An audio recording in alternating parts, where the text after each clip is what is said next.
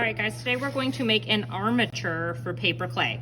An armature is like the base, and then we're gonna build around it, and we're gonna turn this into a crayon. We're gonna be naming our crayon color, and we're gonna be mixing colors. So the first step is to make the tip of the crayon. To do that, I'm gonna take this flat piece of poster board, and it's a little bit tricky, but I wanna roll it into a cone. So I'm kind of turning it and rolling. And this might require the help of a neighbor. So I'm rolling, rolling, rolling until I have a cone, and then I'm just gonna put a piece of tape right on it. Now I want to even this out so it fits onto this paper towel tube. So all I'm gonna do is take my scissors and I'm going to cut around. And it doesn't need to be perfect. Just as good as it can be. Okay, now mine is a little bit big, but I think it'll still work. I'm just gonna roll it slightly tighter. You'll notice that when I put it on, it was a little bit wider then, so I'm just gonna roll this a little tighter. I think that'll work better. And yup, it does. So now my job is to tape this onto here. Now right now it isn't looking much like a crayon, but once we add the paper mache, and the paper mache, all it is flour, water, and newspaper. So this is a really cheap, inexpensive thing you can easily do at home with supplies. The problem is it's a little bit messy. Well, maybe more than a little bit messy. It's quite messy. All right, so now I have this part of my crayon done, and I just want to close up the back end. So I'm just going to take a piece of tape so I can't access the inside anymore. I'm gonna wanna build that up when I turn this into a crayon. The paper mache is also gonna make this a lot stronger. Right now it's fairly weak. I could bend it or break it really easily with my hands, but once the paper mache dries, it actually gets hard. So it'll hold its shape really well. So I'll put one more here. And maybe one more on the other side. And this is a step, again, that you might need extra hands for. So you might wanna ask a neighbor if they can help you, because it's a little bit hard to be holding it while you're taping it. Sometimes it's nice to have one person hold it and another person tape it for you. So this is something you can work on at your table. But this is where I'm going to pause today. Next time I see you, we're gonna get real messy, and we're going to be adding the paper mache right on top. All right guys, now comes the messy part of the project. You'll either love this or hate this. Most people have very strong opinions about paper mache. To use paper mache, you take a piece of newspaper, and this is just a glue water mixture. It looks disgusting, like yucky, but it's really not. It's just water and flour, not glue. I said glue, I meant to say flour. So you dip it in, and then you use your hand like it's almost like a squeegee. And you run it across, because you don't want big globs of the paper mache. And then you wrap your creation with it. So I'm wrapping around. It generally works best to wrap straight. So getting another piece, and your table's gonna get messy. Again, if you don't wanna get messy, I always have smocks, but this will wash out really easily. So if you do get some on your clothes, it's not staining. So I'm going around here, and I wanna essentially cover up the entire armature with this paper mache. Paper mache hardens, so right now it's soft and messy and yucky, pretty much. But next time I see you, this mixture will have dried and it gets hard, and then we can paint right over it. So I'm gonna keep working like that. Actually, I'll do the tip before I time lapse you so you can see, because that's a little bit trickier, and I'll do the end as well, and then I'll time lapse you while I do the rest. All right, on the tip, it can be a little bit tricky. You can work this way if you want, and sometimes I layer, so like if I have a little gap in there, I'll take another piece and layer it. If you wanna work the long way like this, you're welcome to. It's whatever works. You essentially want everything to be covered. And I'll do the end now so you can see, then I'll time lapse you. So here's the end, dipping it in. I'm making sure the whole newspaper is soaked, so I'm squeegeeing it with my fingers. And then I want to cover this. And to get it to stay, I'll just take this other piece and go around. And I'm gonna keep working like that till it's all covered, and I'll time lapse you here.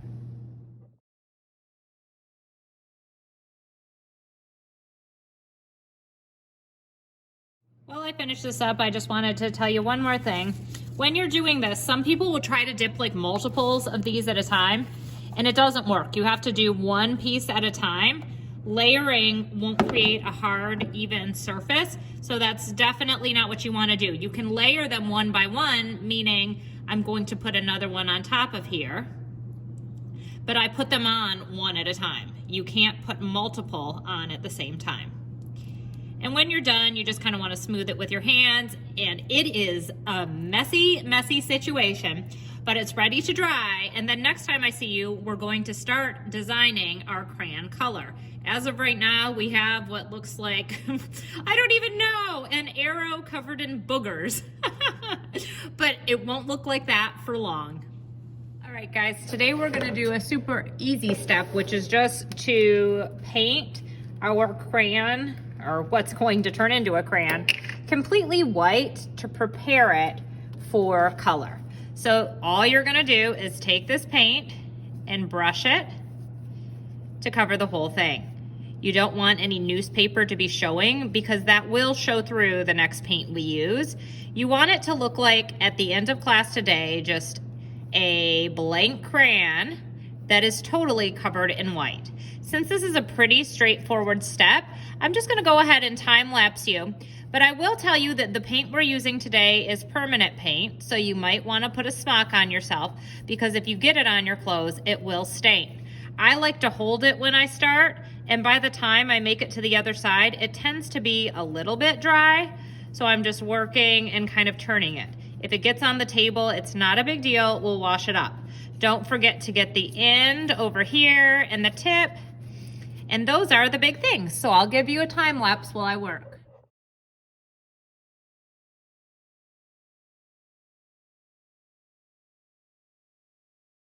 While I'm waiting for my crayon to dry, geez. I'm gonna look closely at a crayon.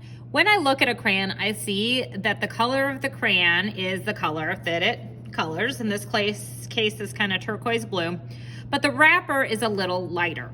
This is called a tint in art. So we're gonna play around with mixing a tint, so next time I see you, you're ready to paint your crayon. And you can also play around with mixing colors for your crayon. So the thing with mixing is you can't mix in the set, but you can mix on your paper. So for today, I can play around. Maybe I'll take some orange. I might want to try to do an orangish yellow one. I'm gonna rinse my brush, add a little yellow, and see what I think. That's a pretty color. Rinsing my brush, and now I'm gonna see what it looks like when I add a little bit of white, because this is what it will look like for the wrapper. So I'm gonna kind of do half. I have half the pure color and half the white color. And then I can just play. Maybe I didn't love that one, so I'm gonna try this green. Maybe I'll add a little white to the other side to see what it looks like with the white. If I didn't love that, maybe I'll take some red. Rinsing my brush, always in between. Maybe I'll even add a little bit of purple to that. If you've been with me for a long time, you know that colors that are next door neighbors on the color wheel look good together. Colors that live across the street don't. So red and purple are neighbors, so they will look pretty next to each other. If you're not sure, then just ask me. I'll play around with one more and then I'll kind of decide on what my favorite is. And the really kind of cool, fun part is you're gonna name your crayon color, so you have to think what a cool name for it would be. Ooh, I like this one. That's my favorite. All right, so I think that's the one I'm gonna do next week when my crayon is dry. I'm gonna keep this. If I have enough time, I can play around with giving them names.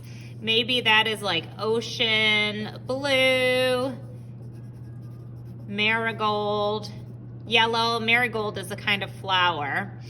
Leaf, green, And maybe this one is, red is a hard one for me. Peony red. Mine are kind of nature names. Peony is another kind of flower. So I think I'm gonna pick ocean blue for my crayon. I'm gonna save this, put it on the drying rack so I'm ready next week and I know what I need. All right guys, now is the day where we're adding color to our crayon. I'm gonna refer back to this color mixing I did before. And I'm gonna start by mixing the darker version of the color. So I'm just mixing my blue with my green. And I'm not doing it all at once. I do kind of a little bit at a time. So that way I don't overpower one of the colors. I think I actually might need it all now that I'm saying that though. All right, now I'm happy with that color. When I look at a crayon, the dark spots I see are at the top and the bottom. So now that I have this pure color, I am going to paint around here and then all the way to the tip of it. I want this to be the pure color, or hue is another way to say color. When I get to the crayon wrapper, the crayon wrapper is slightly lighter. So I'm going to mix what's called a tint. A tint is just a pure color plus white. If you're darkening a color, it's called a shade, but we don't need to do that today. Our focus is really to mix our colors to get the crayon color we want and then to make a tint of that, making sure I get the end really well and then to the other side. If I run out of color, that's okay. Can always mix more. All the way. And then I'm making sure I get the top also. Now it's almost time to mix that tint. And the thing with the tint is you need a lot more white than you think. So what I'm gonna do is I have this little pile of white. I'm gonna take some of my pure color and I'm gonna mix it in with the white.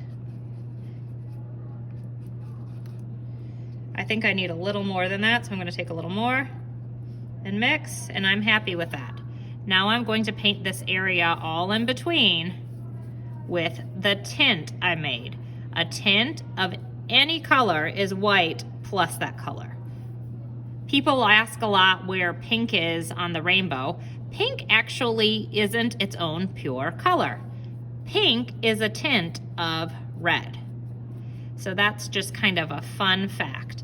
And as I'm working, my hands are gonna get dirty. This is one of the messier projects we do. I'm just not gonna worry about it too much and I'll wash my hands. I know that there are always smocks available to me if I want. And I'm trying to kind of hold this. I'm holding on an area that's less wet. It's all kind of wet, but I'm kind of trying to find spots where I can touch it, where I'm not gonna damage my paint. Next time I see you, we're going to add our crayon color name and designs to our crayon to make it look like an actual crayon. It's just kind of fun to have things in different sizes, like a huge crayon. Bigger is better in this case. All right, and I'm about done with that. When I lay it down, if I want to, I can clean my brush off and add a little bit more of that pure color where my fingers messed it up. And now I'm just gonna let this dry until next week when I make my wrapper. All right, now that my crayon is dry, I'm gonna add these details that really make it look like a crayon. And I'm gonna start with that wavy line. So to do that, I'm gonna go to the top and I'm going to make a line that goes around all the way. And then I wanna make the bottom of that line wavy. So what I'm gonna do is right here, make that a wavy line.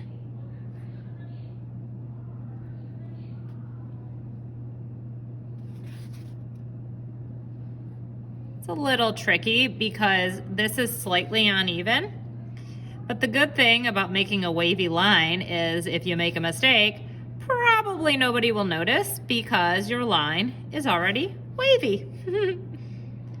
All right, so there's my wavy line on the top.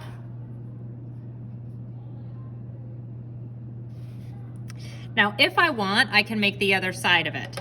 I'll make it on one side and then I'll do the other without so you can see what your choices are. So to do it with the two wavy lines, I'm matching the wave. So I'm just kind of following around so it leaves negative space. Negative space is the space in between of my wrapper color. You could skip this step if you don't want to do the negative space line at the top. If you just want one wavy line, that's fine. Okay, I have the wavy line, and now I'm gonna do the opposite where I make the straight part next. All the way around, and again, since I'm making a wavy line, if it's not perfect, I'm not gonna worry too much. All right, and I matched up on the other side. So you can see I have that little negative space in the middle. Okay, on this side, I will just make one version of it, or I'm sorry, not one version, one wavy line. So I'm making my black line right where the two colors are meeting.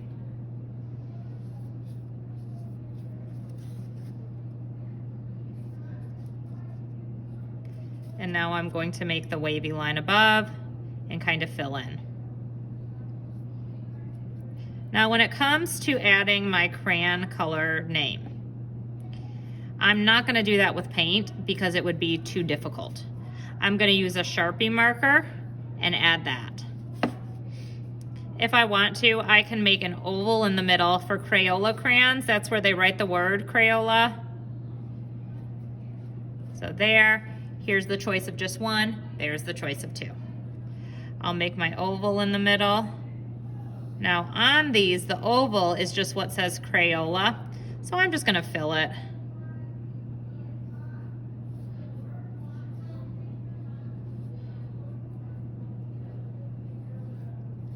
All right, so now for the color. You can see that the color's at the other side towards the back.